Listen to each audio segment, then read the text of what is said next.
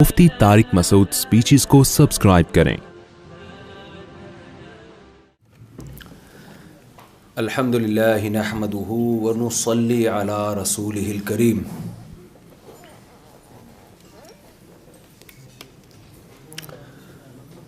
Sialkot chamber of commerce के सदर साहब और वाइस प्रेसिडेंट साहब का बहुत शुक्रिया। सदर साहब तो है नहीं, उनके किसी रिलेटिव की डेथ हुई है। दिल से दुआ है मैयत कि अल्लाह ताला मग़फ़िरत फ़रमाए और उनके लवाहिकीन को अल्लाह सब्र की तौफ़ीक़ अता फ़रमाए। तो वाइस प्रेसिडेंट और जितने भी हज़रात जिन्होंने हमें यहाँ वेलकम किया, उनका तहे दिल से बहुत शुक्रिया। और जो इज़्ज़त आप हज़रात ने हमें दी है वो इंशाअल्लाह हम याद रखने की कोशिश करेंगे। कोशिश इसलिए कि बहुत सारे गम हमने पाले हुए हैं, आपको हमसे ज़्यादा पता है, तो इसलिए हम अब वादे नहीं करते, कोशिश के वादे करते हैं कि पूरी कोशिश करेंगे।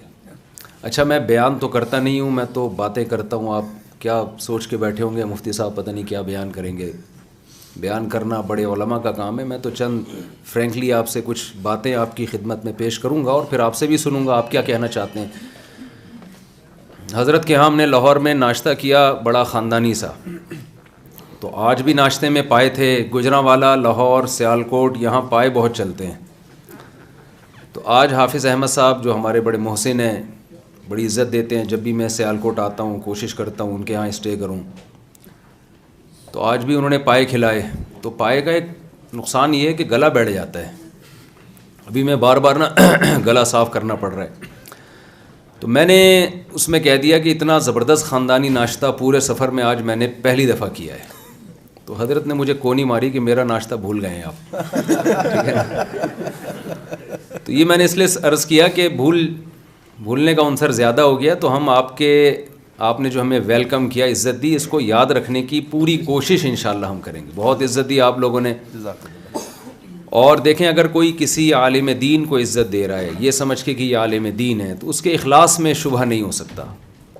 नबी सल्लल्लाहु अलैहि वसल्लम के पास एक सहाबी आए, अर्ज़ किया, या रसूल अल्लाह अर्रजुलु युहिब्बुल कौम व लैसा मिनहुम। एक आदमी है, किसी से मोहब्बत करता है लेकिन उसमें है नहीं, उस कौम का नहीं है, उस ग्रुप का नहीं है। तो आप सल्लल्लाहु अलैहि वसल्लम ने फरमाया, अर्रजुलु मअ मन अहब्बा यौमल क़ियामह। क़यामत के दिन इंसान उसी के साथ होगा जिससे उसको मोहब्बत होगी।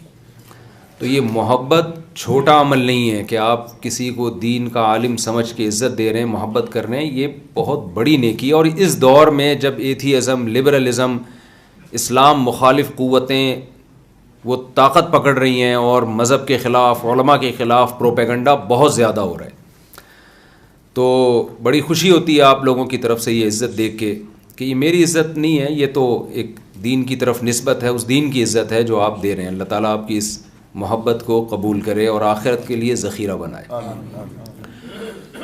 तिजारत के हवाले से सीरत की रोशनी में चंद बातें अर्ज़ करूँगा।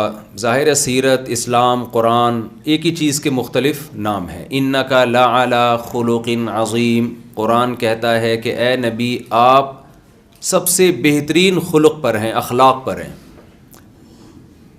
तो वो अखलाक क्या हैं? पूरा कुरान चलता फिरता अगर कोई देखना चाहता था तो वो रसूलुल्लाह सल्लल्लाहु अलैहि वसल्लम की ज़िंदगी में नज़र आता था। आप किताब भी लेकर आए और आपने उस पर अमल भी करके दिखाया। तो इस्लाम में सबसे पहले मैं ये अर्ज़ करूँगा तिजारत की फ़जीलत क्या है। यहीं सियालकोट में एक ताजर हैं, मैं भूल गया, मैंने बताया ना कि गम बहुत पाले हुए हैं हमने, तो आप समझदार हैं, डिटेल में जाने की ज़रूरत नहीं है। थोड़ा सा डिटेल में चला जाता हूँ।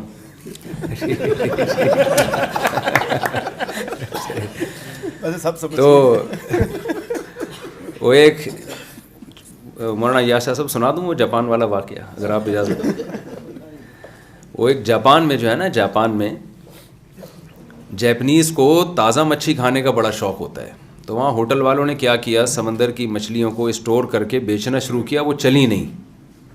होटल के मालिकान ने सोचा कि ये फ़िश बिकती क्यों नहीं है, ज़्यादा लोग खाते क्यों नहीं है। तो जैपनीज़ आपको पता है हर चीज़ में तज्ज़िया करते हैं। तो उन्होंने कहा भाई मसला ये है कि ये ताज़ा मछली खाने के आदी हैं, फ्रीज़ मछली नहीं खाएंगे ये। تو تالاب بنائے گئے, اس میں مچھلیاں لا کے ڈالی گئیں, جب کسٹمر آتا تو بھی زندہ مچھلی پکڑ کے کھلا دی جاتی. یہ بھی کامیاب نہیں ہوا تجربہ. غور کیا گیا بھائی کیا مسئلہ ہے, ہم تو فریش فش کھلا رہے ہیں ان کو, انہی کے سامنے پکڑ کے دیتے ہیں, پھر بھی کامیاب نہیں ہے یہ. تو اندازہ ہوا کہ جی جو سمندر میں یہ ان کی حرکت ہے نا وہ بہت زیادہ ہے. تالاب میں تو ایک چھوٹا سا فاصلہ ہے, ڈسٹینس بہت کم ہے, ان کو موو کرنے کا زیادہ موقع ملتا نہیں ہے. تو سمندر کا ماحول کیسے بنائے بھائی تالاب میں؟ تو کیا کیا کہ جی 8-10 مچھلیاں ہیں, ایک شارک مچھلی لا کے چھوڑ دی. وہ ایک شارک ان کو پکڑنے کے لیے نا ہر وقت ان کے پیچھے. اب پوری ایک پکڑن پکڑائی شروع ہو گئی. وہ مچھلیاں کبھی ادھر بھاگ رہی ہیں اپنی جان بچانے کے لیے, کبھی ادھر بھاگ رہی ہیں. یہ تجربہ کامیاب ہوا اور الحمدللہ مچھلی میں ٹیسٹ پیدا ہو گیا, کیونکہ فیٹ بھی پیدا نہیں ہو رہا تھا, وہ ان کی ایکسرسائز بہت ہو رہی تھی. تو آپ سوچیں ایک تالاب میں 4 مچھلیاں ہوں اور ایک شارک ہو, ان 4 کا کیا حال ہوا. اس کو اگر الٹا کر دیں, مچھلی ایک ہو اور شارک مچھلیاں 4 ہوں. تو ایک جو میرڈ آدمی ہے نا, شادی شدہ, اس کی مثال ایسے ہی ہے کہ وہ تالاب میں ایک مچھلی ہے اور بیگم کی مثال ہے شارک. وہ ہر وقت اس کو ٹریس کرتی ہے, کہاں جا رہے ہو, ابھی تک پہنچے کیوں نہیں. تو جس کے زیادہ بیویاں ہوں گی تو سمجھ لیں کہ مجھے اب یہاں کہہ رہے تھے کہ آپ تو اس میں ذرا موٹے لگتے ہیں, آپ تو بڑے باریک سے ہیں. تو ہم نے کہا جتنے ہیں اس پہ بھی اللہ کا شکر ادا کریں. آپ اگر اس پروسیس سے گزرے تو اتنے بھی نہیں رہیں گے. تو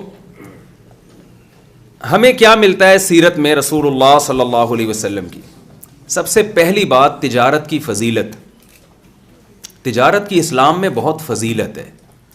میں عرض کر رہا تھا کہ یہاں سیالکوٹ میں ایک تاجر تھے, میں بھول گیا وہ کون تھے. مجھے یہ بھی ہوتا ہے کہ وہ کہیں گے یار ہم سے کھانا بھی کھا لیا آپ نے اور پھر بھول گئے, کھا کے بھول گئے. تو جو بھی اگر یہاں موجود ہیں تو ان سے معذرت. تو میں نے ان سے کہا آپ کی منتھلی ارننگ کتنی ہے؟ انہوں نے بتایا کہ جی اتنے لاکھ یا اتنے کروڑ جو بھی تھی. تو میں نے کہا اگر آپ محنت کر کے اس کو ڈبل کر لیں, 1 کروڑ کما رہے ہیں 2 کروڑ کر لیں. انہوں نے کہا ضرورت نہیں ہے, کیونکہ اس میں میرا اچھا گزارا ہو رہا ہے, میں 1 کروڑ روپے کماتا ہوں, یا 10 لاکھ یا 20 لاکھ جو بھی تھی, تو مجھے ضرورت نہیں ہے 1 کروڑ کی, اس کو میں ڈبل کروں, مجھے اس کی ضرورت نہیں ہے. میں نے کہا 1 کروڑ کی ضرورت ہے آپ کو جو آپ کما رہے ہیں, کیا اس کی ضرورت ہے؟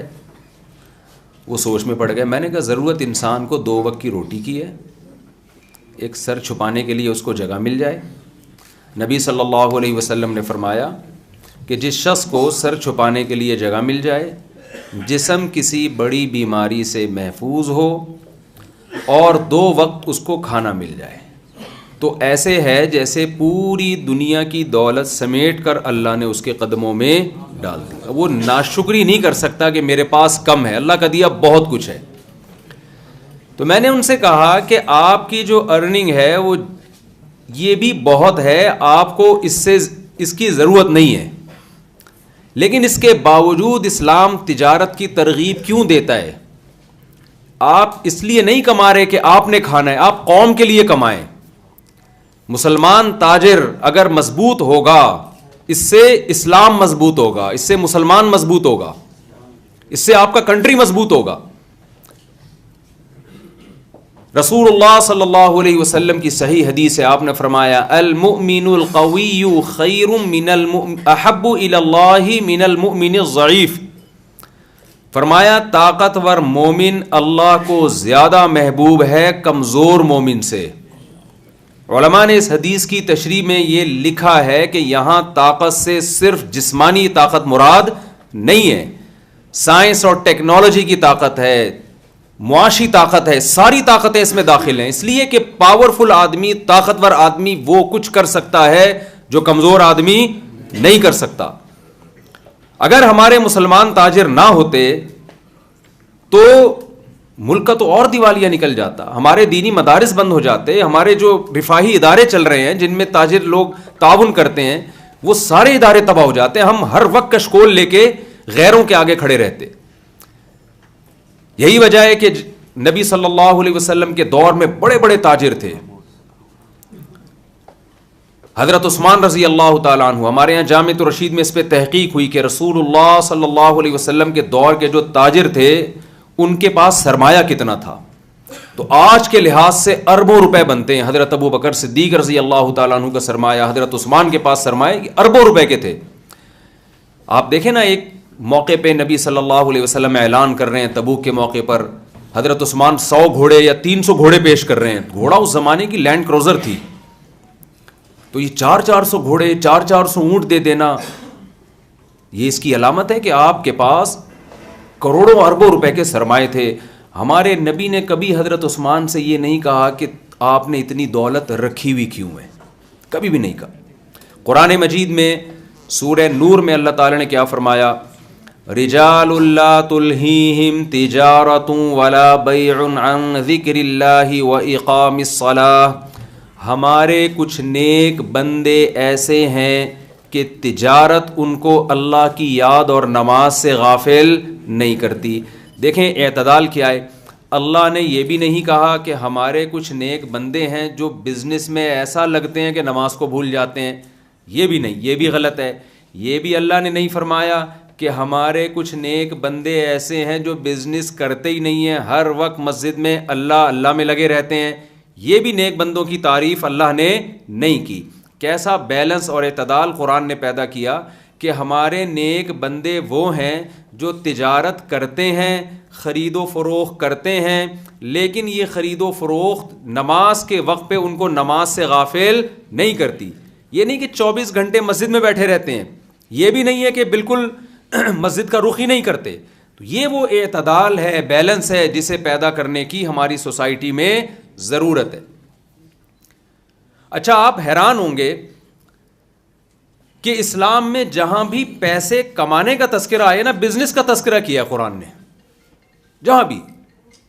لِإِيلَافِ قُرَيْشٍ إِيلَافِهِمْ رِحْلَةَ الشِّتَاءِ وَالصَّيْفِ, قرآن کہتا ہے قریش کو چاہیے کہ اللہ نے جو قریش پر احسان کیا, قریش اس احسان کا شکر ادا کریں. وہ احسان کیا ہے کہ اللہ نے ایلافہم رحلۃ الشتاء والصیف, تجارت کے لیے 2 سفر سال میں ان کے لیے 2 مرتبہ سفر کرنا آسان کر دیا ہے. تو اللہ اہل قریش اور عربوں پر جو اپنا احسان بتا رہے ہیں, وہ کیا احسان کہ تم گرمیوں میں بھی بزنس کرتے ہو اور تم سردیوں میں بھی بزنس کرتے ہو. بتائیے اس سے بزنس کی فضیلت ثابت ہو رہی ہے کہ نہیں ہو رہی ہے؟ عام طور پہ کسی کا بزنس سردیوں میں چلتا ہے, گرمیوں میں نہیں چلتا. کسی کا گرمیوں میں چلتا ہے اور سردیوں میں نہیں چلتا.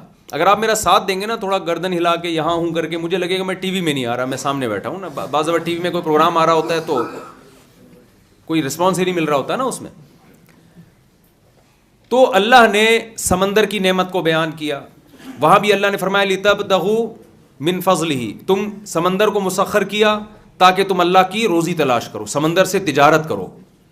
تو قرآن میں, حدیث میں ہمیں جہاں بھی ملتا ہے مال کمانے کا ذریعہ, وہ تجارت ملتی ہے, بزنس ملتا ہے. یہ جو ملازمت کا طریقہ ہے نا, یہ ہمارے ہاں انگریزوں کے آنے کے بعد دفتروں میں جب کلرکوں کی ضرورت پڑی تو وہاں آ کے یہ ملازمت کا سیٹ اپ شروع ہوا ہے. خود ہمارے نبی صلی اللہ علیہ وسلم نے بزنس کیا. حضرت خدیجہ رضی اللہ تعالی عنہ سے جو آپ نے نکاح کیا, اس کی وجہ سے اللہ نے آپ کے بزنس کو پروموٹ کیا, اور اس فضیلت کو قرآن نے بیان بھی کیا ہے. الم یجدک یتیما فآوی ووجدک ضالا فہدی ووجدک عائلا فاغنی, اے نبی آپ مسکین تھے, اللہ نے آپ کو غنی کر دیا. تو غنی کیسے کیا؟ حضرت خدیجہ تاجر تھیں, حضرت خدیجہ کے پاس مال بہت تھا, آپ کو ایماندار تاجر چاہیے تھا جو اس مال کو ایمانداری کے ساتھ انویسٹ کر سکے. اسی امید پہ حضرت خدیجہ رضی اللہ تعالی عنہا نے ہمارے نبی کے پیغام نکاح کو قبول کیا, اور اللہ نے اس بزنس کے ذریعے آپ کے کاروبار میں برکت عطا فرمائی. تو معذرت کے ساتھ اس سے شادی بھی ثابت ہو رہی ہے. اگر اس زمانے میں ایک شادی کا رواج ہوتا, یہ درمیان میں تھوڑا سا گریوی کراچی کی زبان ہے, یہ پتہ نہیں آپ سمجھتے نہیں سمجھتے, یہ موضوع سے ہٹ کے تھوڑی سی 2 منٹ کی بات. یہاں کوئی میرڈ خاتون بیٹھی ہیں تو ان سے معذرت. تو اگر اس زمانے میں ایک شادی کا رواج ہوتا تو ہمارے نبی حضرت خدیجہ سے کرتے نکاح. بھائی ہمارے یہاں ہوتا ہے نا, شادی تو زندگی میں ایک ہی دفعہ ہوتی ہے, بھائی میں بزنس کروں یا, اب ہمیں یہ ہوتا ہے نا کہ بہو آئے گی گھر میں ایک ہی دفعہ. میں لوگوں سے کہتا ہوں کہ دیکھو ہم کراچی میں جب قربانی کا بکرا لینے کے لیے جاتے ہیں نا تو ذرا سا بھی اس میں فالٹ ہو ہم نہیں خریدتے جانور. کیوں یار؟ قربانی زندگی میں سال میں ایک دفعہ ہوتی ہے, ہم ایسا بکرا کیوں لے آئیں کہ بچوں میں مذاق اڑے, گلی محلے میں مذاق اڑے, اور ابا کیا اٹھا کے لے آئے, کیا گائے اٹھا کے لے آئے. تبھی کراچی میں آپ کو پتہ, ابھی بتا رہے تھے 2 کروڑ کا بچڑا ایک. تو آپ سوچیں جب جو سال میں ایک دفعہ بکرا مولانا یاز شاہ صاحب کے سمجھ میں پہلے آ گیا ہے, جو جانور آپ نے سال میں ایک دفعہ خریدنا ہے اس میں اتنی تگ و دو کرتا ہے انسان کہ ذرہ برابر بھی فالٹ نہیں ہو, تو بیوی کی اہمیت بکرے سے زیادہ ہے یا نہیں ہے؟ اور وہ سال میں ایک دفعہ نہیں, وہ زندگی میں ایک دفعہ. تو مردوں کے نخرے تو پھر ہونے ہیں نا. پھر کسی لڑکی کی ایج تھوڑی زیادہ ہو گئی, اس کی نکاح کی امیدیں ختم. کوئی بیوہ ہو گئی, اس کی نکاح کی امیدیں ختم. کسی کو طلاق ہو گئی, اس کی نکاح کی امیدیں ختم. کوئی شکل کی تھوڑی سی دبی ہوئی ہے, اس کی نکاح کی امیدیں ختم. تو اگر آپ معاشرے میں زیادہ شادیوں کو پروموٹ کریں گے تو انسان کہے گا یار اس کی عمر زیادہ ہے, کوئی بات نہیں, بزنس پارٹنر بنا لو اس کو. یہ خدمت گزار ہے, اماں کی خدمت کے لیے ایک شادی ادھر کر لو, ٹھیک ہے نا. یہ رشتہ داری جوڑنے کے لیے میری کزن ہے, طلاق یافتہ ہے, کئی مشکل ہو رہی ہے, چلو یار خالہ خوش ہو جائیں گی, ایک شادی یہاں کر لو, اور ایک اپنی پسند کی کر لو, ٹھیک ہے نا. تو یہ اسلام نے یہ عورت کے فائدے کے لیے فلسفہ دیا ہے, عورت کے فائدے کے لیے. تو خیر اس میں عورت کو فائدہ ہے, خواتین یہ بات سمجھتی نہیں ہیں. تو میں یہ کر رہا تھا کہ ہمیں قرآن میں, سنت میں 99% مال کمانے کا اگر کوئی ذریعہ ملتا ہے تو وہ قرآن نے تجارت کو فوکس کیا ہے. صحابہ بھی تاجر تھے. نبی صلی اللہ علیہ وسلم نے فرمایا, ایک روایت میں ہے کہ میری امت کے 10 حصوں میں سے اللہ نے 9 حصے روزی تجارت میں رکھی ہے. 9 حصے روزی تجارت. آج بزنس کو پروموٹ کرنے کی ضرورت ہے مذہبی اعتبار سے ہمارے یہاں.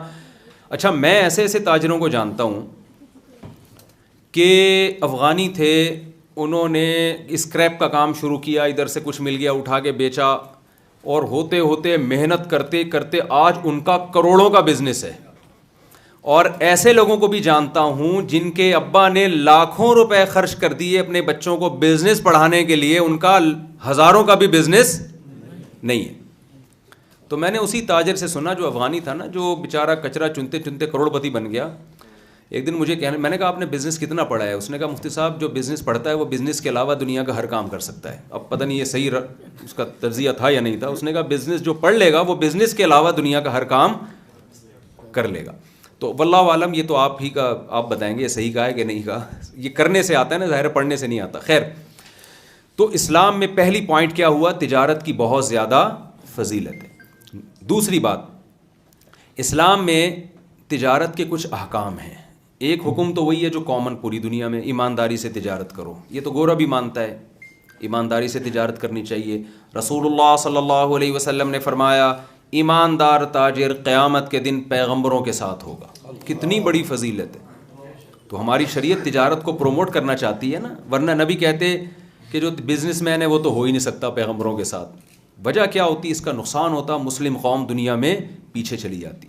تو ایمانداری تو یہ تو کامن چیز ہے. ملیشیا اور اس جیسے کئی کنٹریز ایسے ہیں جن میں اسلام آیا ہی اس لیے کہ جب صحابہ اور عرب تجارت کرتے تھے سمندری, تو ان لوگوں نے ان کی ایمانداری کو دیکھ کر اسلام قبول کرنا شروع کیا. تو یہ ہمارے اسلاف تھے. ہمارے نبی صلی اللہ علیہ وسلم مارکیٹ میں جاتے, آپ صرف زبان سے نہیں بتاتے, آپ عمل سے بھی ان کو موٹیویٹ کرتے. صحیح حدیث ہے, آپ صلی اللہ علیہ وسلم بازار گئے, آپ نے گندم کی بوری میں ہاتھ ڈالا, نیچے گیلی گندم تھی اوپر خشک. آپ نے ان صحابی سے فرمایا کہ جو دھوکہ دے گا وہ ہم میں سے نہیں. کسٹمر اوپر کی گندم دیکھ کے یہ بوری لے جائے گا. اور یہ تجربہ ہمیں سبزی منڈی کراچی میں بہت دفعہ ہوا. ہم سیبوں کی پیٹی لے کر آئے, اتنی خوبصورت پیٹی, جب گھر جا کے کھولا تو اس پہ شکر ادا کیا کہ بس سیب نکل آئے اندر سے, گلے سڑے, ورنہ بم نکل جاتا کیا کر لیتے بھائی ہم, کوئی پتہ نہیں ہوتا کراچی کے حالات کا. تو وہاں تو ہم اس پہ خوش ہوتے ہیں, بے شک گلے سڑے نکلے لیکن کوئی بم نہیں نکلا, کچھ اور نہیں نکلا اس میں سے. تو یہ ہمارے ہاں دھوکہ ہے. چائنا سے خاتون نے مجھے بتایا, پاکستانی خاتون تھیں, کہ ایک چائنیز مسلمان ہوا, تو کہتی ہیں میں نے اس سے شادی کر لی, چلو جی اسلام قبول کیا ہے, بہت اخلاص سے اس نے اسلام قبول کیا تھا. جب اس کا معذرت کے ساتھ پاکستانی تاجروں سے ٹاکرا ہوا ہے, اس نے اسلام کو چھوڑ دیا. اس نے کہا بھائی تمہاری کتابوں میں کچھ اور لکھا ہوا ہے اور پریکٹیکلی کچھ اور. تو یہ ہمارا امیج ہے. ایک صحابہ اور ہمارے اسلاف تھے, ان کو دیکھ کے لوگ اسلام قبول کرتے تھے, اور ایک ہم ہیں کہ ہم کو دیکھ کے لوگ اسلام سے دور بھاگتے ہیں. ایک حکم تو کامن ہے کہ تجارت ایمانداری کے ساتھ. یہ تو غیر مسلم بھی کہتے ہیں, مسلم بھی کہتے ہیں. قرآن میں ویل للمطففین, تباہی ان لوگوں کے لیے جو ناپ تول میں کمی کرتے ہیں, اپنا حق پورا لیتے ہیں, جب حق دینے کی باری آتی ہے تو اس میں ڈنڈی مارتے ہیں. آپ کو پتہ ہے شعیب علیہ السلام کی قوم کو کیوں تباہ کیا گیا, کہ وہ کسٹمر کو دھوکہ دیتی تھی وہ قوم.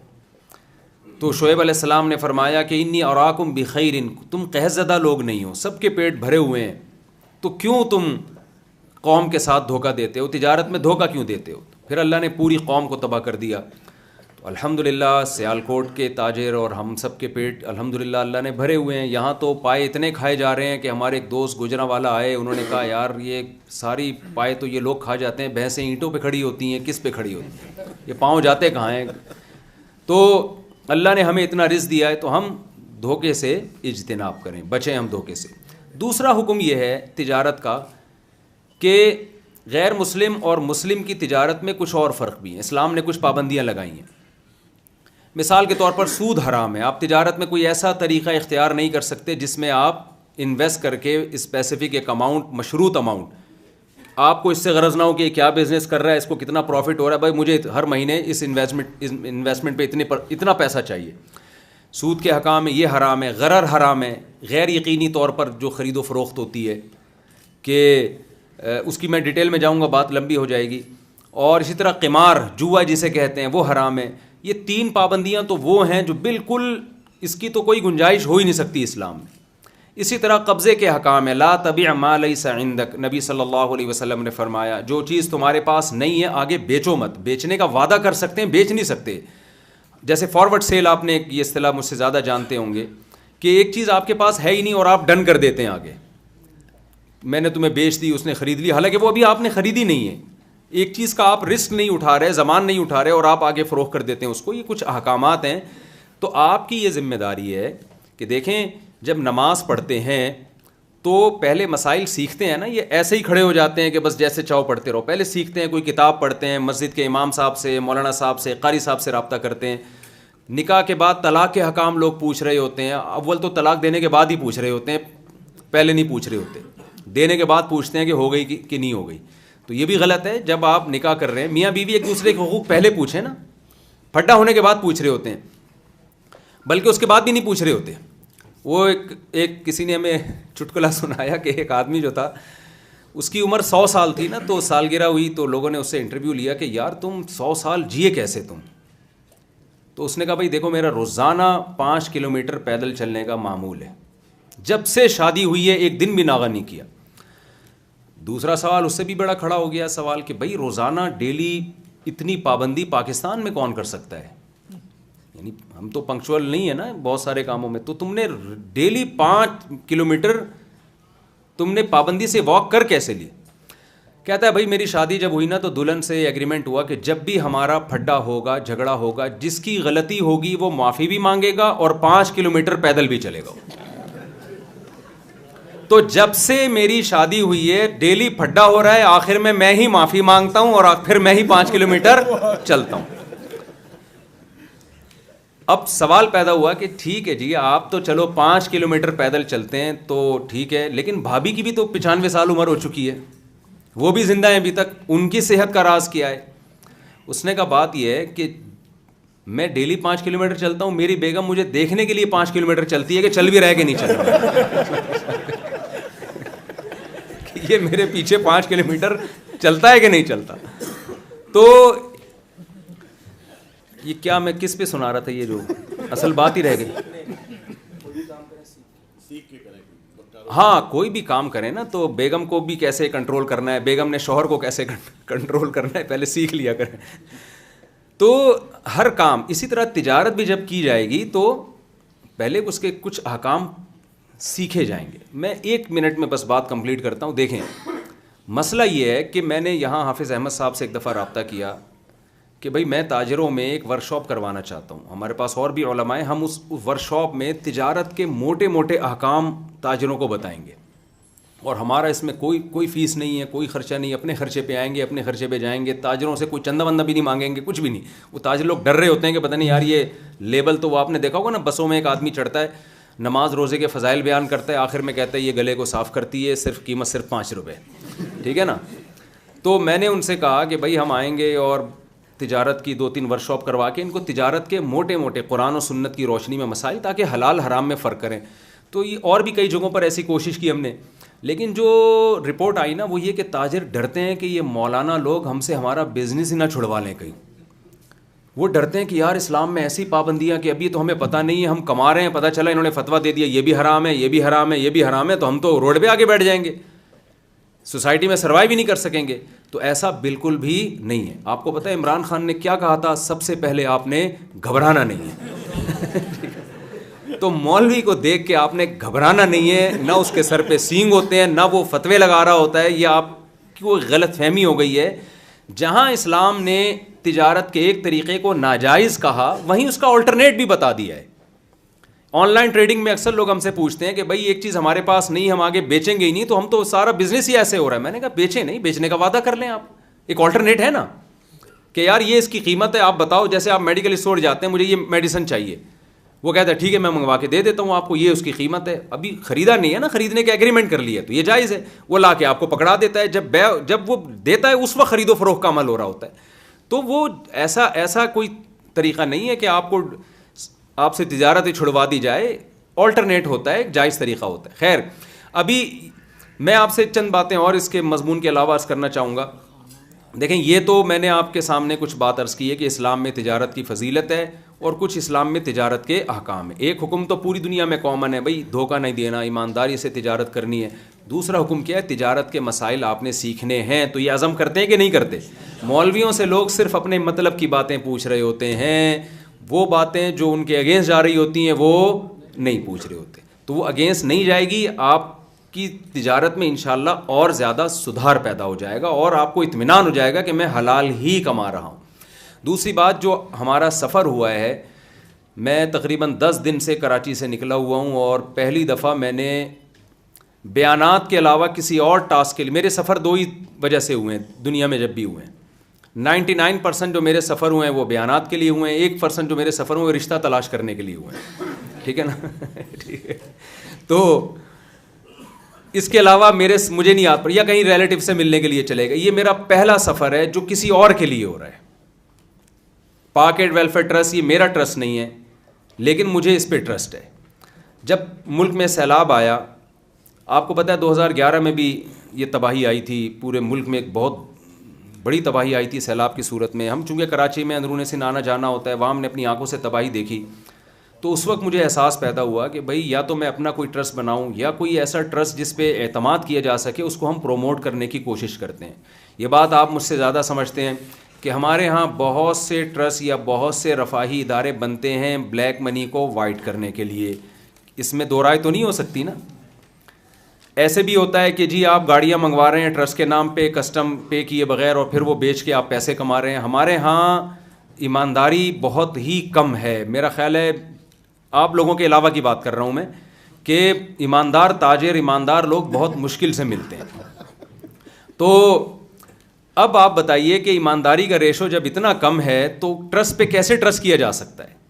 میں لوگوں سے کہتا ہوں کروڑوں اربوں روپے کمانے کا بہترین, آپ لوگ تو خام خواہ میں بزنس کر رہے ہیں نا, آپ 4 دیواری کھڑی کریں اور 2-4 یتیم بچوں کو لا کے رکھ لیں آپ اس میں.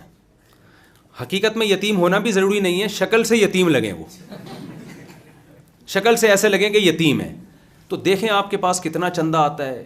کون پھر آڈٹ کرنا ہے اگر, تو کسی اکاؤنٹنٹ کو بٹھائیں, کچھ پیسے اس کو پکڑا دیں, جو کہیں گے وہ رسید بنا کے دے دے گا. تو یہ تو ہمارے ملک میں ہو رہا ہے. تو بہت سارے ٹرسٹ ایسے ہیں جو قابل ٹرسٹ نہیں ہیں, ان پہ اعتماد نہیں کیا جا سکتا.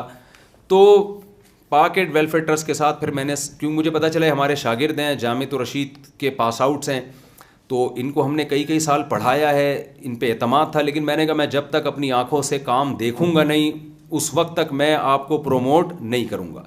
دیکھیں جب انسان مشہور ہو جاتا ہے تو اس کے ذریعے بھی منجن بکوائے جاتے ہیں اپنے. مجھے پتہ ہی نہیں ہوتا کہ میں کب فروخت ہو رہا ہوں. ابھی انہوں نے کہا نا کہ لوگ آپ سے ملنے کی کوشش کرتے ہیں, صرف ملنے کی نہیں, چکھنے کی کوشش بھی کر رہے ہیں اب لوگ آج کل مجھ سے, ٹھیک ہے نا, کہ مفتی صاحب کو چکھ کے دیکھیں کیسے ہیں, ٹھیک ہے نا, اتنا چمٹ رہے ہوتے ہیں. تو کاروبار پروموٹ کرنے کے لیے, ٹرسٹ کو پروموٹ کرنے کے لیے پیسوں کی بھی آفریں کی گئی ہیں مجھے کہ آپ صرف 5 منٹ کا کلپ ریکارڈ کروا دیں, لفافے میں اتنے پیسے آپ کو دے دیے جائیں گے, ہمارے ٹرسٹ کو پروموٹ کر لیں. اس طرح کی آفریں بھی آئی ہیں. میں نے کبھی ایسی آفر کو قبول نہیں کیا. بھائی میں کیوں, جب تک مجھے 100% کسی پہ اعتماد نہیں, اگر اعتماد ہوگا تو میں فری میں اس کو پروموٹ کروں گا. تو ان کے ساتھ جب میرا سفر ہوا, تھر میں ہم گئے, وہاں میں نے کنویں دیکھے, سولر پلیٹیں دیکھیں, کنویں جو جھگیوں میں کنویں بنائے ان لوگوں نے, وہاں سولر پلیٹیں لگائیں تاکہ موٹریں خود کفیل ہوں, لوگوں پہ بجلی کے بل کا بوجھ نہ آئے. ان گاؤں کے لوگوں کے چہروں پہ ہم نے خوشی کے آثار دیکھے تھر کے ریگستانوں میں. اور وہاں مکتب بنائے, ایک چھوٹا سا اسکول بنا دیا, چھوٹا سا مدرسہ بنا دیا, قاری صاحب کی تنخواہیں جاری کر دیں. وہ پسماندہ علاقے جہاں ایجوکیشن کا کوئی تصور نہیں کر سکتا, ٹرسٹ نے اپنی خدمات الحمدللہ وہاں پہنچائیں. اور یہ وہ وقت ہے جب ٹرسٹ کو زیادہ لوگ جانتے نہیں تھے. پھر ہم نے دیکھا کہ انہوں نے جھگیوں میں بکریاں بانٹی ہیں. وہاں بکریاں, ایک بکری ایک چھوٹی سی جھگی اور چھوٹے سے خاندان کی کفالت کے لیے کافی ہو جاتی ہے. وہ اس کا دودھ بھی پیا انہوں نے, اس سے جو نر بچے پیدا ہو رہے ہیں اس کو بیچ بھی رہے ہیں. 3-4 سال پہلے جو ہر جھگی میں جھونپڑی میں بکری دی تھی, آج اللہ کا شکر ہے 8-8 10-10 جانور ان کے ہاں تیار ہیں الحمدللہ. تو اس طرح ایجوکیشن کے لائن سے جو کام کیے ٹرسٹ نے. اسلام آباد یونیورسٹی لاسٹ ایئر میں گیا ہوں, وہاں میں ایسے اسٹوڈنٹ سے ملا, ان کے میں نے انٹرویوز لیے اپنے چینل پہ, ان کے انٹرویو بھی میں نے نشر کیے. وہ طلباء جو قوم میں جو سمجھدار تھے, جن کے بارے میں ٹرسٹ کا خیال یہ تھا کہ یہ فیوچر میں بیوروکریسی میں جا کے ملک میں ایک پازیٹیو تبدیلی لا سکتے ہیں, لیکن ان کے پاس پڑھائی کے پیسے نہیں ہیں.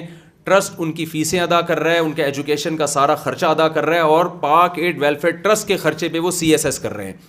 اور یہ وہ لوگ ہیں جن سے ایگریمنٹ لیا گیا ہے کہ CSS کرنے کے بعد جب آپ کی ارننگ شروع ہوگی تو آپ نے بھی اپنی طرح کے 1 یا 2 فرد کو CSS کروانا ہے. اور یہ سلیکٹڈ افراد ہوتے ہیں, ایسا نہیں ہے کہ قوم میں کسی کو بھی پکڑا ہو CSS کرا لی, کل وہ ہمارے لیے ایک مصیبت بن سکتا ہے. تو اتنا بہترین ویژن جو ایک جامعۃ الرشید کا ویژن ہے. آپ نے دیکھا نا کہ لوگ مولویوں سے ڈرتے کیوں ہیں, وجہ کیا ہے کہ مسٹر میں اور مولوی میں جو فرق ہے نا وہ بہت بڑھتا چلا جا رہا ہے. انگریز کے بر صغیر میں آنے سے پہلے مسٹر اور مولوی میں کوئی فرق نہیں تھا. ہم اکثر لوگوں کو بتاتے ہیں کہ امام غزالی جس یونیورسٹی سے فارغ ہو کر عالم بنے, اسی یونیورسٹی میں البیرونی جیسا سائنٹسٹ بھی پیدا ہوا ہے.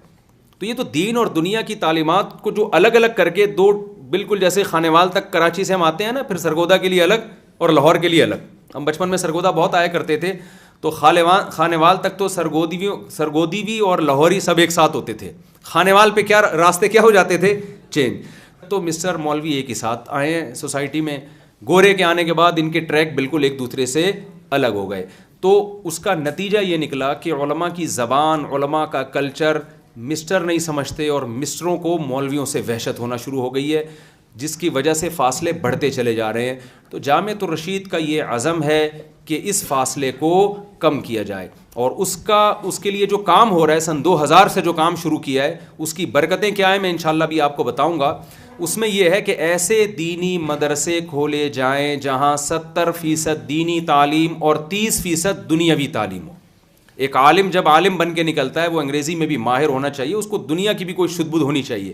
اور ایسی یونیورسٹیاں اور کالجز کھولے جائیں جن میں 70% دنیاوی تعلیم ہو اور 30% مذہب سکھایا جائے. تو یہ اچھا اقدام ہے یا نہیں ہے؟ یہ 2000 میں شروع کیا تھا, اس کی برکتیں الحمدللہ سامنے آنا شروع ہو گئی ہیں. ان کی برکتوں میں ایک مولانا یاز شاہ صاحب ہیں, یہ اپنا تعارف کروائیں گے. یہ میرے شاگرد ہیں, مولوی ہیں. آپ دیکھیں ایسے ٹیکنیکل قسم کے مولوی بھی مارکیٹ میں اب وجود میں آ رہے ہیں. تو میں ان سے بیان کے بعد گزارش کروں گا ذرا اپنا انٹروڈکشن کروائیں, کس قسم کی چیزوں کو ہم نے جامعۃ الرشید نے مولوی بنانا شروع کر دیا ہے. تو صحیح ہے نا, جو آج سے 10-20 سال پہلے اس کا تصور نہیں تھا. اور الحمدللہ ہمارے شاگردوں میں پاکستان نیوی میں کمیشن آفیسر بھرتی ہوئے ہیں, ایسے علماء جو فوج میں گئے کمیشن آفیسر. تو یہ دین اور دنیا کا ایک بہترین امتزاج ہے. تو اس ویژن میں آپ پاکٹ ویلفیئر ٹرسٹ کا ساتھ دیجئے اور ان کا دست و بازو بنیے. ابھی سیلاب زدگان کے لیے میں گیا تھا تقریباً 1-2 ہفتے پہلے. ہم نے جہاں سیلاب کے اثرات ہیں وہاں ہم نے سروے کیا, جو تباہی اپنی آنکھوں سے دیکھی. تو یہ دوسرا سفر میرا پاکٹ ویلفیئر ٹرسٹ کے ساتھ ہے, لوگوں میں کو اویئر کرنے کے لیے کہ سیلاب زدگان کی مدد کے لیے ہم جو کچھ کر سکتے ہیں وہ کریں. آپ اپنے طور پہ جا کے کریں, بہت اچھی بات ہے. نہیں کر سکتے تو اگر آپ ہم پہ اعتماد کرتے ہیں تو پاک ایڈ ویلفیئر ٹرسٹ کی خدمات میں نے اپنی آنکھوں سے دیکھی ہیں. اور یہ میں آپ کے لیے آخری میں یہ عرض کروں کہ میرا 1 روپے بھی, یہ وضاحتوں کی ضرورت نہیں ہوتی, لیکن چونکہ یہ چیز کمرشل بن چکی ہے تو یہ میرا پہلا سفر ہے کسی ٹرسٹ کو پروموٹ کرنے کے لیے, اور میری جیب سے اچھا خاصا چندہ نکل چکا ہے. یعنی آپ ان کی ہوشیاری کہیں یا یعنی ہماری حماقت کہیں یا سادگی کہیں, کچھ بھی کہہ لیں, کہ بجائے اس کے کہ عام طور پہ تو ہوتا ہی ہے نا کہ کسی سیلیبریٹی کو لے کے جاتے ہیں, کسی مشہور شخصیت کو, تو اس کو جو ہے وہ کمیشن ہوتا ہے نا اس کا. تو میرا اس میں نہ کوئی کمیشن ہے, بلکہ الٹا میری جیب سے اچھا خاصا چندہ نکل چکا ہے. اور میں نے پھر ان سے کہا تھا کہ اب مزید مجھ سے اگر چندہ مانگا تو اچھا نہیں ہوگا, ایسا نہ ہو میں خود زدگان میں شامل نہ ہو جاؤں کہ میرے لیے پھر چندہ مانگنا. تو میں بھی جو کچھ کر رہا ہوں, میری نیت بھی اللہ کی رضا ہے, کوئی مالی مفاد نہیں ہے. یہ حضرات بھی ہمارے شاگرد ہیں, جامعۃ الرشید کی اکثر پاس آؤٹس ہیں, ان کا بھی کوئی اس میں دنیاوی غرض نہیں ہے.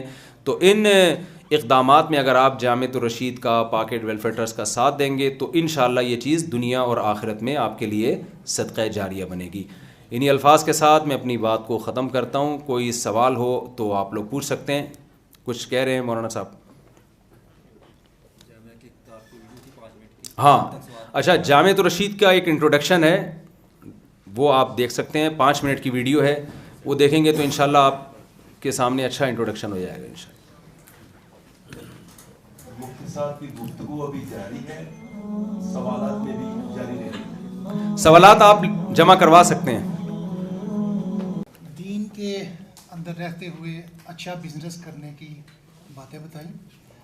میں آپ سے ایک, اور شاید کچھ ایسے لوگ ہیں جو ہمارے چیمبر میں نہیں آتے, ان کے لیے, کہ جیسے آپ نے کہا کہ مسٹر اور مولوی کا کنیکشن ہونا چاہیے, ایسے ہی سیالکوٹ چیمبر نے بزنس مین اور جو تھوڑے سے دنیاوی طور پہ غریب لوگ ہیں ان میں کنیکشن پیدا کرنے کے لیے ایک خود روزگار ٹرسٹ قائم کیا ہوا ہے, جس میں ہم ہنرمند لوگوں کو بلا سود قرضے دیتے ہیں.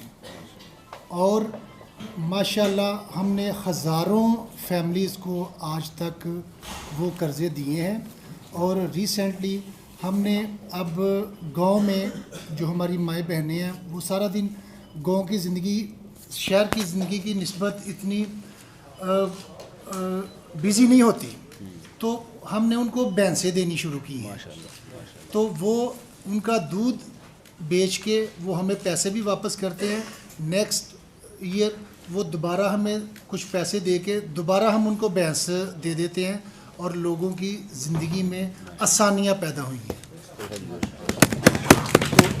تو بیسیکلی جو آپ کا مقصد ہے, جو ہم آپ کو سنتے ہیں کہ ہمیں ایک دوسرے کی زندگی میں آسانیاں پیدا کرنی چاہیے, اسی سے دین بھی پھیلے گا اور دنیا بھی پھیلے گی. جزاک ماشاءاللہ, بہت خوشی ہوئی آپ کے جذبات اور آپ کی ایفرٹس دیکھ کے, سن کے. اللہ تعالیٰ بہت جزائے خیر دے, اور جن غربا مساکین کے ساتھ آپ تعاون کر رہے ہیں یہ اللہ آپ کے لیے صدقہ جاریہ بنائے.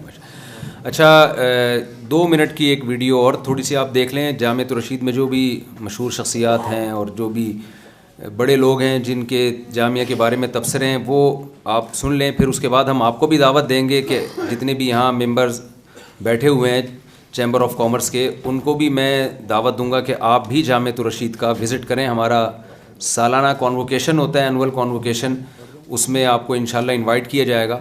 تو 2 منٹ کی آپ وہ اگر مولانا عبدالودود صاحب چلا دیں, اس کے بعد ہم سوال جواب لیتے ہیں. آپ لوگ پیپر پہ سوال لکھ کے, ویسے تو لوگ جہاں بھی جاؤ چپٹ جاتے ہیں کہ یہ پوچھنا ہے یہ پوچھنا ہے. جب میں خود لوگوں کو آفر کر رہا ہوتا ہوں تو چپ کر کے بیٹھے ہوئے ہوتے ہیں. تو بھائی اب پوچھ لیں, گورنمنٹ کی طرف سے کوئی اس پہ ٹیکس نہیں ہے, پابندی نہیں ہے.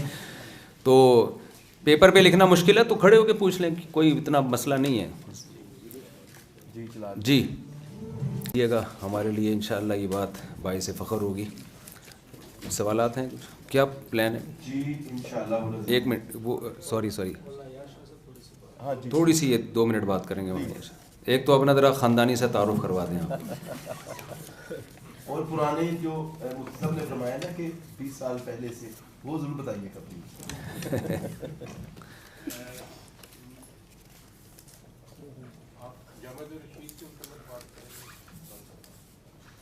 نہیں یہ اپنا تعارف تعارف کرانا ہے انہوں نے اپنا, یہ مفتی صاحب کے ساتھ آئے ہیں. لیکن کنسرن آپ جامعۃ الرشید کے ساتھ ڈائریکٹلی ہیں. جی جی جی جی کائنڈلی مجھے تھوڑا سا یہ بتائیے گا کہ آج کل جتنی بھی آپ بھی این جی اوز کی اس میں لسٹ میں آ جاتے ہیں جی, اور این جی اوز کی بھی جو ہے وہ آج کل پاکستان میں کافی مانیٹرنگ اور کافی سختی جو ہے نا کی جا رہی ہے. کیا آپ بھی وہ کوئی تھوڑی سی مشکلات آپ کو بھی پیش آ رہی ہیں؟ اگر آ رہی ہیں تو آپ ان کو جی بتائیں ان کو ذرا. کس طریقے سے ڈیل کر رہے ہیں؟ بسم اللہ, بہت اچھا سوال ہے, بہت ویلڈ کویسچن ہے. بیسکلی اس وقت جو حالات چل رہے ہیں ملک میں, تو جو پاک ایڈ ویلفیئر ٹرسٹ ہے لیگلی اس کے تمام ایسپیکٹس کو دیکھا گیا ہے. ایک ڈپارٹمنٹ ہے اسلام آباد میں, ڈپارٹمنٹ آف فلانتھرپی, اس کے تحت 300 ایسے پورے پاکستان میں ادارے ہیں جو کہ سیف چیریٹی کے لیے شمار کیے جاتے ہیں. سو سیف چیریٹی میں اپنے ڈونیشن کی ان چیریٹیز کو اور ڈونیشنز کو سیف رکھنے کے لیے, ان کو کسی بھی خطرے سے باہر رہنے کے لیے یہ ڈپارٹمنٹ وجود میں آیا ہے کہ پہلے جو چیریٹیبل آرگنائزیشن ہے اس میں انرول ہوگا تو وہ ڈپارٹمنٹ اس کی تمام تر کوئریز کریں گے, اس کے بارے میں ریسرچ کریں گے, پھر اس کو اس میں شامل کریں گے. تو پاک ایڈ ان 300 میں موجود ہے, آپ جائیں ان کے ڈپارٹمنٹ آف فلانتھرپی میں تو یو ول فائنڈ پاک ایڈ. دوسرا یہ ہے کہ ٹیکس ایگزمپشن سرٹیفکیٹ بھی پاک ایڈ کے پاس موجود ہے ایف بی آر سے. تیسرا یہ ہے کہ جو انٹرنیشنل فنڈز ہے, انٹرنیشنل ٹرانزیکشن بھی ہو سکتی ہیں, اس میں کیپیسٹی ہے. اس کا مطلب ہے کہ اسٹیٹ بینک کی طرف سے اور دیگر بینکس کی طرف سے بھی یہ سرٹیفکیٹ دینے کے لیے بھی انہوں نے اپنا ہوم ورک کیا ہوا ہے. اور چوتھا یہ ہے کہ پاکستان گورنمنٹ کے ساتھ رجسٹرڈ بھی ہے. تو جتنے بھی لیگل اسپیکٹس ہیں اس کا خیال رکھا گیا ہے پورا. تو no worries, it's a safe charity organisation. میں استاد محترم کے حکم سے اپنے تعارف کر دوں. میرا نام سید ایاز احمد شاہ ہے اور میری schooling P F degree college سے ہوئی اور میری پوسٹ گریجویشن جنرل مینجمنٹ میں ماسٹرز کیمبرج یونیورسٹی انگلینڈ سے ہے. ایک مارکیٹنگ میں میرا M B A I M S Peshawar سے, اسلامک بینکنگ اینڈ فائنانس میں ایم بی اے کامکس کراچی سے, اسلامک ایجوکیشن میں ماسٹرز پشاور یونیورسٹی سے, اور پی ایچ ڈی میری اسلامک مینجمنٹ میں کراچی یونیورسٹی سے ہے. دینی تعلیم جامعۃ الرشید سے, اور مفتی کا کورس بھی کراچی کے ایک مدرسے سے کیا ہے. 2006 سے جامعۃ الرشید کے ساتھ میرا تعلق ہے, وہاں پڑھا بھی. آج کل پبلک ریلیشن اور ایکسٹرنل افیئرز ڈپارٹمنٹ کا ڈائریکٹر ہوں اور ساتھ میں پڑھا بھی رہا ہوں. پروفیشنلی کچھ 6 سال میں ہوٹل مینجمنٹ سے وابستہ رہا. پی سی سے اپنے کیریئر کا آغاز کیا, پھر انٹر کانٹیننٹل دبئی کی طرف, پھر انٹر کانٹیننٹل لنڈن کی طرف, پھر کنسلٹنسی کے اندر آیا. فائنینشیل کنسلٹنٹ تھا میں سینٹرل لنڈن میں یو اے ای کے مارکیٹ کے لیے. پھر اگر کوئی دبئی آتا جاتا ہو تو پیرس گیلری سے واقف ہوگا. پیرس گیلری میں 4 سال برانڈ مینیجر رہا. جی سی سی کنٹریز میرے پاس رہی, واچز ڈویژن کو میں دیکھتا تھا. اس کے بعد مولوی بنا, عالم بنے, اور جامعۃ الرشید کے ساتھ ہیں اس وقت. اس وقت میرا کام یہ ہے کہ مختلف جو یونیورسٹیز ہیں, نیشنل یونیورسٹیز اور انٹرنیشنل یونیورسٹیز, تو ان کا لنک جو گیپ ڈیولپ ہوا ہے اس کو برج کرنا سوسائٹی اور مولویوں کے درمیان, تاکہ مولوی جس طریقے سے سوسائٹی کے لوگوں سے دور بھاگتے ہیں تو سوسائٹی کے لوگ مولویوں سے دور بھاگتے ہیں ایک دوسرے کو نہ جاننے نہ پہچاننے کی وجہ سے. تو یہ آپ دیکھ رہے ہیں, یہ جو پریسٹ وغیرہ آئے تھے رومانین یونیورسٹی سے, امریکن یونیورسٹیز سے, یو کے سے, تو یہ اس محنت کا نتیجہ ہے جو ہم وہاں جا کر کرتے ہیں. اور وہاں ابھی میں 2 مہینے پہلے امریکہ میں تھا, تو وہاں 1-2 یونیورسٹیز کے ساتھ ہمارے ایم او یو سائن ہو چکے ہیں. ہم نے تقریباً 289 مولویوں کو M Phil P H D کے لیے پاکستان میں اور باہر کی یونیورسٹیوں میں بھیجا. مطلب میکینیکل انجینئر آپ کو آج کل عالم ملے گا, آپ کو کیمیکل انجینئر عالم ملے گا, آپ کو میڈیسن ڈاکٹر عالم ملے گا, آپ کو بی ڈی ایس عالم ملے گا, آپ کو اکنامکس میں پی ایچ ڈی کرنے والا عالم ملے گا. اور پوری انٹرنیشنل یونیورسٹیز کے ساتھ مل کے یہ الحمدللہ تو یہ گیپ اس طریقے سے برج ہو رہا ہے. پاک ایڈ کا ایک اچھا خاصا بجٹ اس پر بھی خرچ ہو رہا ہے کہ کس طریقے سے یہ گیپ کور کیا جائے. یہ جو نیچرل ڈیزاسٹر ابھی اس وقت آیا ہے, فگرز تو اس کی کافی زیادہ ہیں, تو اس سے پہلے یہ ان ڈیٹیلڈ منصوبے میں تھا. لیکن اس وقت چونکہ ہمارے پاک ایڈ کے پاس اس وقت سب سے زیادہ ورک فورس موجود ہے, 20,000 پلس والنٹیئرز ہیں ان کے, جو کہ مختلف حصوں میں 34 مقامات پر پاکستان میں کام کر رہے ہیں. کیونکہ یہ ہمارے اپنے گریجویٹس ہیں اور ہر ایک گریجویٹ کے ساتھ 10, 100, 500, 1000 تک کے لوگ وہ کنیکٹڈ ہیں. تو گویا کہ یہ سارے والنٹیئرز ہمارے اپنے ہیں. دوسرا کہ پارک ایڈ کا یہ ایک مزاج ہے کہ یہ صرف اپنے گریجویٹس کے ساتھ کام کرتا ہے, کیونکہ جتنی بھی ٹرانزیکشنز ہوتی ہیں وہ یہ چاہتا ہے کہ بالکل کانفیڈینشیل بھی رہیں اور جو ہم یہ کانفیڈنٹ بھی اس پر رہیں. تو اس لیے بہت سی کمپنیوں کے ساتھ ہم کام نہیں کرتے جہاں ہمارے ڈائریکٹ گریجویٹس انوالو ہوتے ہیں, کیونکہ انٹرنلی ہم ان سے آڈٹ کرتے ہیں, پھر ایکسٹرنل کمپنی ہمارے آڈٹ کرتی ہے. ابھی یہ بات قبل از وقت ہے.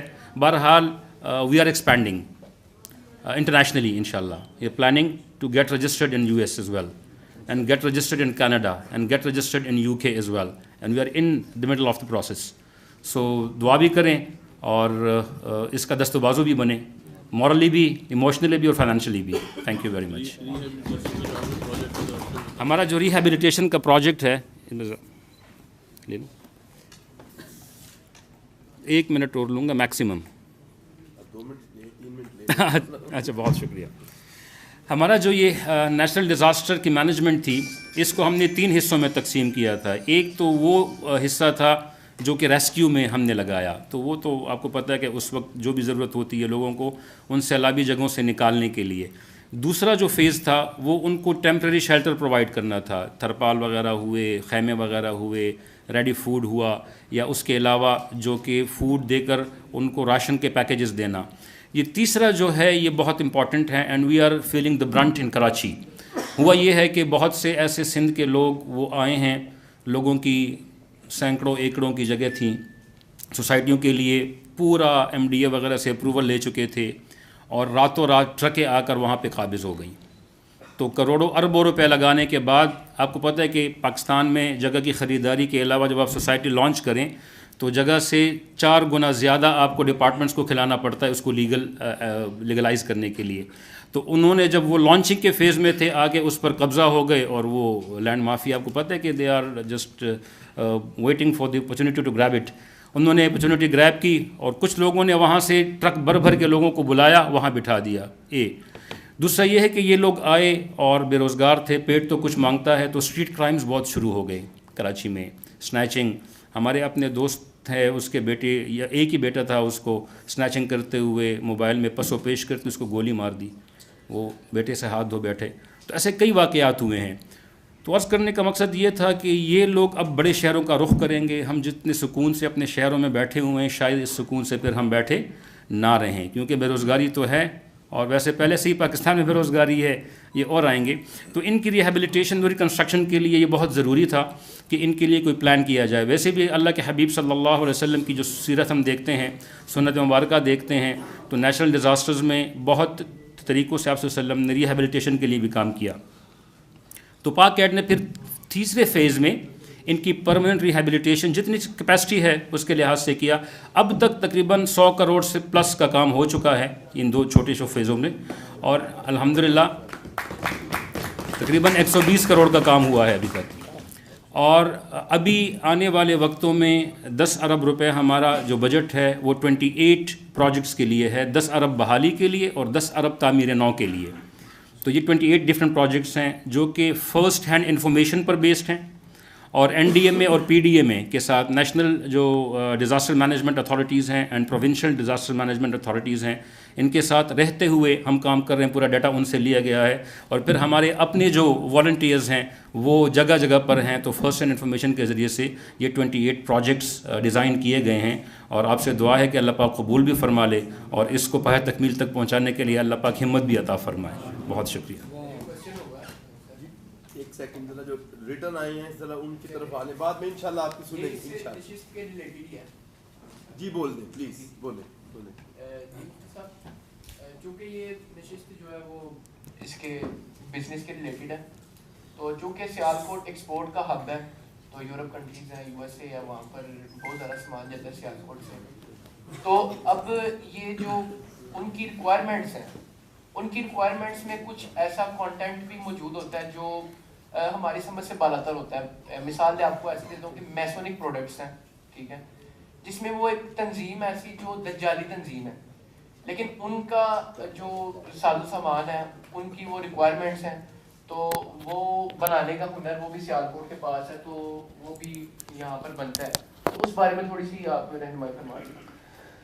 دیکھیں کوئی بھی پروڈکٹ اگر بذات خود جائز ہے نا، تو اگر کوئی اس کو غلط استعمال کر رہا ہے تو یہ اس کا ہیڈ ایک ہے. اب ڈاکو لوگ بندوقوں سے لوگ مارتے ہیں نا، تو اب کیا اسلحے کا کاروبار تھوڑی حرام ہو جائے گا. اور چھریاں بکتی ہیں، اس سے جانور بھی ذبح ہوتے ہیں، انسان بھی ذبح ہوتے ہیں. تو اگر ایک پروڈکٹ بذات خود جائز ہے، جیسے کوئی شراب نہیں ہے، شراب کا تو استعمال ہی صحیح نہیں ہے، تو اس میں پھر وہ اس کا ہیڈ ایک ہے کہ اس کو کہاں استعمال کر رہے ہیں، وہ آپ کا ہیڈ ایک نہیں ہے. اور یہ دجال وغیرہ کا جو مسئلہ ہے نا، اس میں لوگ سائیکی زیادہ ہو گئے ہیں. ایسی کتابیں نہ پڑھیں کریں کہ جس میں دجال کی باتیں لکھی ہوئی ہوں. جتنا قرآن و سنت میں ہے اس سے زیادہ ہم نے اس کو کچھ زیادہ ہی بڑھا دیا ہے. ہر چیز میں دجال نظر آ رہا ہے، ہر چیز میں دجال. یہ پانی ہے نا، اس کو لوگوں نے کہہ دیا کہ اس میں پتہ نہیں دجالی ہے، یہ اس میں اولاد کے جرثومے ختم ہو جاتے ہیں، پتہ نہیں کیا کیا چیزیں پھیلائی ہوئی ہیں. لوگ وہمی بن گئے ہیں، پاگل ہو گئے ہیں. تو یہ ڈاکٹروں کی فیلڈ ہے کہ یہ پانی میں کیا ہے، یہ علماء کی فیلڈ نہیں ہے. تو یہ جو دجال کا جو ٹاپک ہے نا، کچھ ہمارے صحافیوں نے، کچھ خطیبوں نے اس کو ایسا بنا دیا ہے کہ میں نے دیکھے ہیں لوگ نفسیاتی ہوتے ہوئے. تو آپ سے کوئی چیز خرید رہا ہے، کوئی یہودی ہے یا کوئی بھی ہے، آپ دیکھیں یہ جائز چیز خرید رہا ہے ناجائز خرید رہا ہے. کوئی شراب تو نہیں مانگ رہا نا آپ سے، تو کچھ بھی مانگ رہا ہے. وہ کوئی دجال وجال میں لگے گا بھی نہیں، اتنا بڑا مسئلہ نہیں ہے. دجال جب آئے گا نا، وہ آپ سے کچھ نہیں خریدے گا، وہ اپنی پروڈکٹ اپنا چورن بیچے گا وہ. تو اس میں وہمی نہ بنے آپ. مائک بند کر لیں. جی ایک سوال ہے. ہمارا بزنس امیزون پر ہے. ہم جب کوئی پروڈکٹ جو ہے لانچ کرتے ہیں تو ویوز فیک لانے پڑتے ہیں. ویوز فیک کے بغیر پروڈکٹ رینک نہیں ہوتی، کیونکہ بڑے برانڈ ہمیں غلط ریویوز دے کر پروڈکٹ ڈی رینک کروا سکتے ہیں. فیک ویوز کے بارے میں وضاحت فرمائیں. دیکھیں فیک ویوز کے بدلے میں اگر آپ کو کوئی کمیشن مل رہا ہے تو وہ تو ناجائز ہے، کیونکہ وہ تو خالصتاً دھوکہ ہے نا.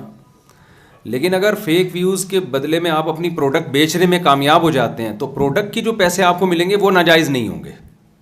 جو کام غلط ہے اتنا غلط ہوگا نا. اس کی مثال ایسے جیسے جعلی سرٹیفکیٹ بنا کے آپ کہیں جاب لے لیتے ہیں، تو جاب میں جو آپ کو تنخواہ ملتی ہے وہ جعلی سرٹیفکیٹ کی نہیں ملتی، اس کام کی ملتی ہے. وہ کام اگر جائز ہے تو ارننگ جائز ہے. ہاں یہ ہے کہ آپ کو 2 نمبر سرٹیفکیٹ بنانے کا گناہ ملے گا. لیکن اگر کمیشن ہی سرٹیفکیٹ بنانے کا ہے تو 2 نمبر چیز کے جو کمیشن ہے وہ بھی ناجائز ہے پھر. تو یہاں بھی یہی فرق کریں کہ امیزون کے ذریعے اگر آپ ایک چیز بیچ رہے ہیں، جو بیچتے صحیح طریقے سے ہیں، یعنی ایک چیز اپنے قبضے میں لیتے ہیں یا قبضے میں لینے سے پہلے وعدہ کر لیتے ہیں پھر بعد میں بیچتے ہیں، تو ٹھیک ہے کسٹمر کو یہ دھوکہ تو ہوا کہ آپ کے ویوز اس نے دیکھے وہ بہت زیادہ ہیں، حالانکہ اتنے تھے نہیں. لیکن وہ چیز بھی تو دیکھے گا نا کہ یہ میرے استعمال کی ہے یا نہیں ہے، اس میں کوئی دھوکہ نہ ہو. تو فیک ویوز دکھانا یہ تو غلط ہے، ناجائز ہے، گناہ ہے. دھوکہ دینے والا نبی نے فرمایا ہم میں سے نہیں ہے. لیکن اس سے وہ پروڈکٹ کی قیمت حرام نہیں ہو جائے گی، وہ بہرحال جائز رہے گی. ہاں اگر فیک ویوز دکھانے ہی کے آپ کو ویورز دکھانے کے آپ کو پیسے مل رہے ہیں تو وہ پھر ناجائز ہے. وہ تو غلط چیز، یعنی پیسے آپ کو غلط چیز کے مل رہے ہیں. جی اس کے بعد ڈراپ شپنگ حلال ہے یا حرام؟ اسلام کی روح سے اس کے احکامات ہمیں بتا دیں. جی ڈراپ شپنگ ابھی میں نے بتایا کہ لا تبع ما لیس عندک. دیکھیں صرف ایک زمین ایسی چیز ہے جس پہ قبضے سے پہلے آپ اسے آگے بیچ سکتے ہیں لیکن ملکیت ثابت ہو جائے. زمین کے علاوہ، پراپرٹی کے علاوہ کوئی بھی چیز جب آپ بیچتے ہیں تو پہلے آپ اپنے قبضے میں لیں گے، اس کے بعد آپ اس کو آگے فروخت کریں گے. اپنے قبضے میں نہیں لیا جاتا، اپنے کوئی نمائندہ بنا دیں، کوئی وکیل ہو جو آپ کی طرف سے قبضہ کرے. یہ نہیں ہو سکتا. کسٹمر جو خرید رہا ہے اسی کو اپنا نمائندہ بنا دیں کہ پہلے تم میری طرف سے قبضہ کرو میرے وکیل بن کے، جب قبضے میں آ جائے تو مجھے بتانا، پھر نئے سرے سے خرید و فروخت کا معاہدہ کریں. تو قبضے میں لیے بغیر آپ بیچ نہیں سکتے اس کو. ہاں بیچنے کا ایگریمنٹ کر سکتے ہیں، وعدہ کر سکتے ہیں. تو یہ ابھی میں نے جیسے بتایا نا ڈراپ شپنگ میں آج کل یہ بہت ہو رہا ہے کہ ایک چیز آپ کے پاس ہے نہیں اور آپ نے کسٹمر کو یہ شو کی کہ یہ میری ہے اور آپ نے اس کو آگے فروخت کر دی، تو اس کا پروفٹ آپ کے لیے حلال نہیں ہے. اس میں مزید ڈیٹیل ہے کیونکہ وقت تھوڑا ہے، میں اپنے پوری تفصیل بتانا شروع کر دوں گا تو کافی ٹائم ہو جائے گا. تو اس کے لیے میرے چینل پہ بھی میں نے یہ اس کی ڈیٹیل شیئر کی ہوئی ہے. نہیں تو آپ جامعۃ الرشید سے رابطہ کر سکتے ہیں, کسی بھی بنوری ٹاؤن ہے, جامع دارالعلوم کرنگی ہے, کسی بھی بڑے مدرسے سے رابطہ کر سکتے ہیں. ریٹن میں فتوے موجود ہیں, پوری ایک ایک ڈیٹیل اس میں ڈراپ شپنگ کے احکام کی لکھی ہوئی ہے کہ کون کون سی صورتیں جائز ہیں, کون کون سی ناجائز ہیں. جو ناجائز ہیں تو ان میں کیا تبدیلی کریں گے تو وہ جائز ہو جائیں گی. جی اس سے اگلا سوال ہے, شرٹ پر کسی کپڑے پر جانور یا انسان کی تصویر بنوا کر ہم بیچتے ہیں, یہ کسٹمر کی ریکوائرمنٹ ہوتی ہے, تو کیا یہ جائز ہے؟ جانور یا انسان کے چہرے کی تصویر جو پرنٹ ہوتی ہے وہ بنانا جائز نہیں ہے. یہ تو گناہ, اگر چہرے کی تصویر بالکل واضح ہے اور اس کی کوئی ضرورت بھی نہیں ہے. ایک تو تصویر کی ضرورت ہوتی ہے نا, یہاں تو ضرورت بھی نہیں ہے, لیکن اس کی پھر وہی مسئلہ ہے کہ وہ یہ عمل تو ناجائز ہوگا, لیکن اس ٹی شرٹ کی قیمت ناجائز نہیں ہوگی, کیونکہ قیمت اس تصویر کی نہیں مل رہی ہے, آپ کو ٹی شرٹ کی مل رہی ہے, تو اس کی قیمت ناجائز نہیں ہوگی. ہم ایک دفعہ موبائل خریدنے گئے تو وہ بار بار, میرے ساتھ ایک دوست تھے, وہ بار بار کہہ رہا تھا کہ یہ ڈبے کے ساتھ 80,000 کا, ڈبے کے ساتھ 80,000 کا. تو میرے ساتھ دوستوں نے کہا ڈبہ خود رکھ لے, مجھے یہ 40,000 کا دے دے. تو ڈبہ مقصود نہیں ہوتا, وہ ایک یہ شو کرنے کے لیے کہ بھئی چوری کا نہیں ہے. تو قیمت ڈبے کی نہیں دی جا رہی ہے, اصل میں قیمت موبائل کی دی جا رہی ہے. تو ڈبہ بے شک چوری کا بھی ہو تو وہ قیمت موبائل کی ہوتی ہے. تو اسی طرح کوئی تصویر والی چیز ہے تو اس کی مثال ایسے جیسے یوٹیوب کی جو ارننگ ہے نا ایڈورٹائزمنٹ کی, اب اس میں بعض دفعہ بیہودہ اشتہارات بھی آتے ہیں, لڑکیاں آتی ہیں, لیکن ہم یہی بتاتے ہیں کہ جو یوٹیوب آپ کو پیسے دے رہا ہے نا, وہ کمپنی کی پروڈکٹ کو پروموٹ کرنے کے پیسے دے رہا ہے, وہ لڑکیاں دکھانے کے پیسے نہیں دے رہا آپ کو. تو وہ عمل تو یقیناً ناجائز ہے کہ اس ایڈورٹائز میں یہ جو لڑکیاں آ رہی ہیں بے پردہ ہو کے, غلط ہے یہ, لیکن اس کی ارننگ حرام اس لیے نہیں ہے کہ وہ آپ کو پروڈکٹ کو پروموٹ کرنے کے پیسے مل رہے ہیں آپ کو. تو یہ فرق علماء جانتے ہیں کہ کب ارننگ حرام ہوتی ہے, کب عمل. ایسے جیسے موبائل کی دکان میں آپ نے کسی خوبصورت سی لڑکی کو لا کے بٹھا دی, اب سارے کسٹمر تو ادھر ہی آ جائیں گے نا, لیکن اس سے ارننگ کو حرام نہیں کہیں گے, کیونکہ ارننگ تو اس موبائل بیچ کے مل رہی ہے آپ کو. ہم اس عمل کو تو ناجائز کہیں گے, لیکن ارننگ کا حلال ہونے کا تعلق ایک الگ چیز سے ہے, اور عمل کے جائز ناجائز ہونے کا تعلق ایک عمل چیز سے. تو اس ٹی شرٹ کی قیمت ناجائز نہیں ہوگی, لیکن یہ عمل بہرحال غلط ہے.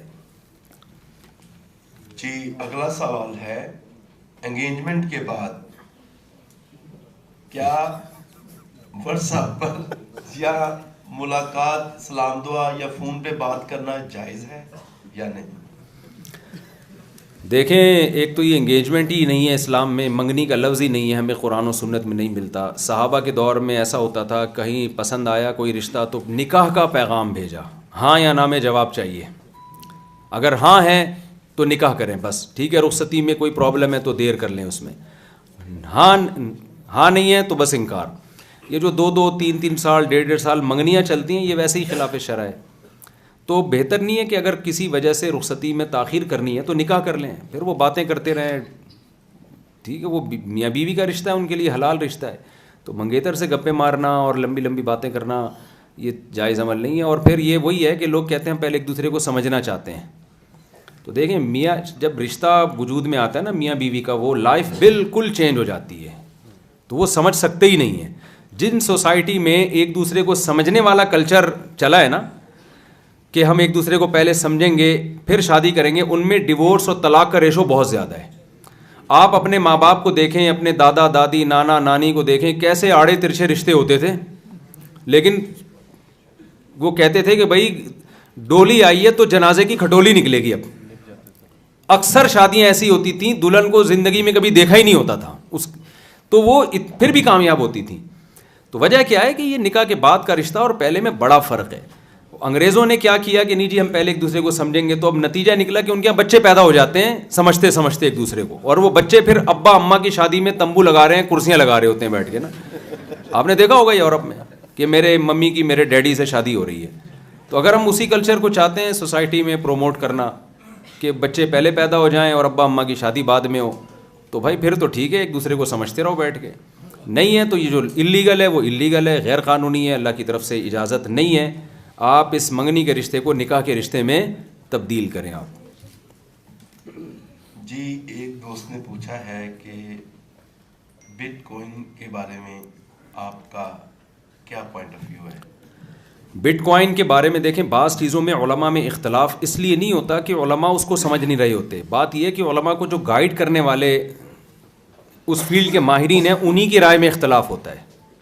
بٹ کوائن ظاہر ہے اس کے جو اس سافٹ ویئر کے جو انجینئرز ہیں علماء انہی سے پوچھیں گے نا کہ کیا بلا ہے یہ، تو وہ جب بتا دیں اس کو ایکسپلین کریں گے تو اس کے بعد علماء فتویٰ دیتے ہیں کہ یہ جائز ہے یا ناجائز ہے.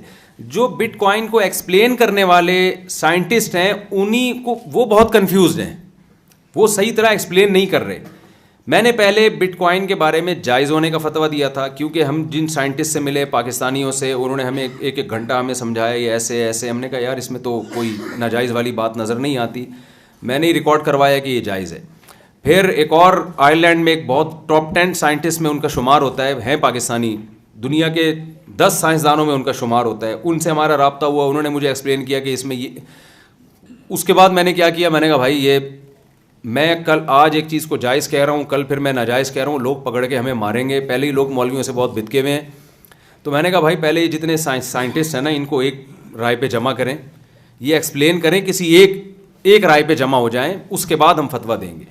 تو میں نے پھر اس فتوے سے رجوع کیا. میں نے کہا بھائی میں اس بارے میں کچھ بھی نہیں کہتا، نہ اس کے جائز ہونے کا فتویٰ دیتا ہوں، نہ ناجائز ہونے کا فتویٰ دیتا ہوں. وجہ کیا ہے کہ اس سافٹ ویئر کے جو ماہرین ہیں وہ ہی کسی ایک بات پر متفق نہیں ہے. تو آپ نے کرنا ہے تو اپنے میرے کندھے پہ رکھ کے بندوق نہ چلائیں آپ، ٹھیک ہے نا، آپ خود کریں اگر آپ کو سمجھ میں آتا ہے. کیونکہ ایسا نہ ہو ہمیں بعد میں لوگوں نے کروڑوں روپے کما لیں اور پھر پتہ چلے جی حرام ہے تو کہیں گے یار اب ہم کیا کریں اب. تو اس لیے اس بارے میں مفتی تقی عثمانی صاحب تو خرید و فروخت کے مسائل میں بہت ماہر ہیں، انہوں نے بھی توقف اختیار کیا ہوا ہے. لیکن بہرحال یہ خطرات سے خالی نہیں ہے. یہ سونے کی وہ چڑیا ہے جو نظر تو آ رہی ہے لیکن اس سے ایسا لگتا ہے کہ کل فیوچر میں کوئی دھڑام سے جو ہے بہت سے لوگوں کا دیوالیہ ہونے والا ہے. اس کا خطرہ بہرحال موجود ہے. تو ایسے موقع پہ نبی صلی اللہ علیہ وسلم کی صحیح حدیث ہے، دع ما یریبک الی ما لا یریبک، جو مشکوک چیز ہے اس کو چھوڑ دو، جو یقینی ہے اس کو لے لو. تو مشکوک کام نہ کریں، مشتبہات سے اپنے آپ کو بچائیں، یہ زیادہ بہتر ہے. جی کاروبار میں حسد اور بری نظر یا بد نظر کے بارے میں کچھ بتائیں پلیز. دیکھیں حسد بھی ایک نظر آنے والی چیز ہے، محسوس ہو جاتی ہے، اور نظر بد بھی قرآن و حدیث سے ثابت ہے. نبی صلی اللہ علیہ وسلم نے فرمایا العین حق، نظر بد برحق ہے، نظر لگتی ہے. تو نظر جو لگتی ہے ظاہر ہے حاسدین کی لگتی ہے، وہ آپ کو دیکھتے ہیں پھلتا پھولتا. تو علماء نے تجربے کے ساتھ ایک چیز لکھی ہے کہ نظر سے بچنے کے کچھ طریقے تو قرآن و سنت سے ثابت ہیں. سورہ فلق، سورہ ناس کا رات کو اہتمام کرنا چاہیے. نبی صلی اللہ علیہ وسلم رات کو سورہ فلق اور سورہ ناس پڑھ کے اپنے ہاتھوں پہ پھونک لگاتے اور پوری باڈی پہ پھیر لیتے تھے. تو یہ عمل کر لینا چاہیے حسد سے اور نظر بد سے بچنے کے لیے. دوسرا کچھ اور اہتمام کرنا چاہیے. دیکھیں نظر اس شخص کو لگنے کا خطرہ ہوتا ہے جس کے پاس کوئی نعمت اچانک آ جائے جس کی توقع نہ ہو. ایک آدمی سائیکل کے قابل بھی نہیں تھا، اچانک بڑی بڑی بلڈنگیں بنا رہا ہے، لینڈ کروزر میں گھوم رہا ہے، اس کو خطرہ ہوتا ہے کہ نظر لگے. تو ایسے شخص کو چاہیے کہ وہ اپنی دولت کو آہستہ آہستہ لوگوں میں نمایاں کرے تاکہ حسد جو ہے نا، یہ حسد کا عنصر کم ہو. تو یہ ایک اہم چیز ہے. جیسے یوسف علیہ السلام، یعقوب علیہ السلام کے جو 9 بیٹے تھے نا، یعقوب علیہ السلام نے کہا مصر میں جب تم داخل ہو تو ایک دروازے سے داخل نہ ہونا. لوگ دیکھیں گے ایک باپ کے اتنے خوبصورت قداور 9 کے 9 بیٹے، تو ان کو خطرہ تھا کہ کہیں نظر نہ لگ جائے. تو انہوں نے کیا کہا، مختلف دروازوں سے داخل ہونا. بعد میں تو سب نے جا کے مل جانا تھا، لیکن اچانک لوگوں کے سامنے نہ آئے. تو جب اللہ آپ کو پیسہ دے، اگر آپ مشہور ہو گئے ہیں دولت میں، تو پھر نظر لگنے کا چانس ختم ہو جاتا ہے.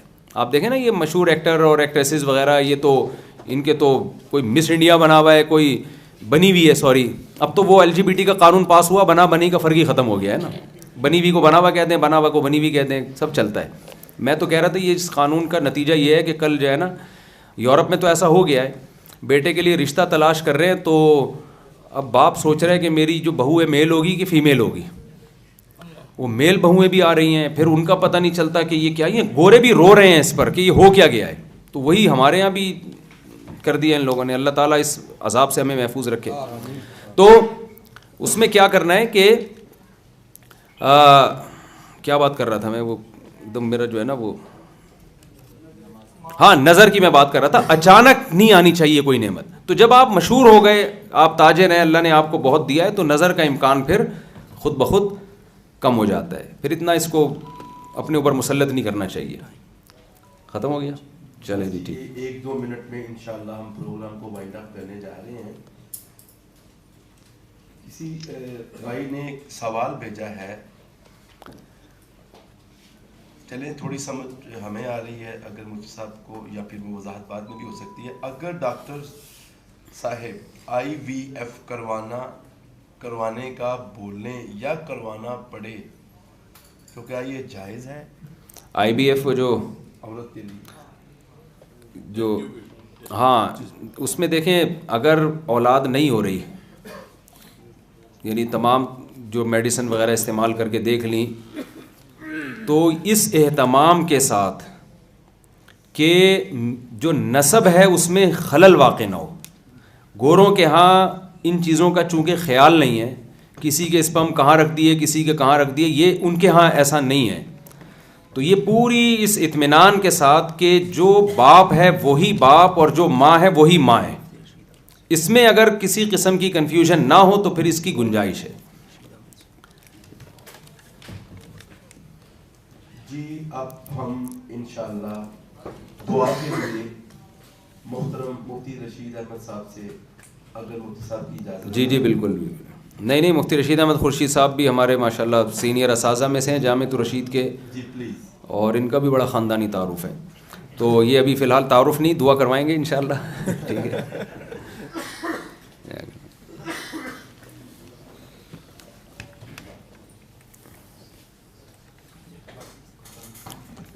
یہ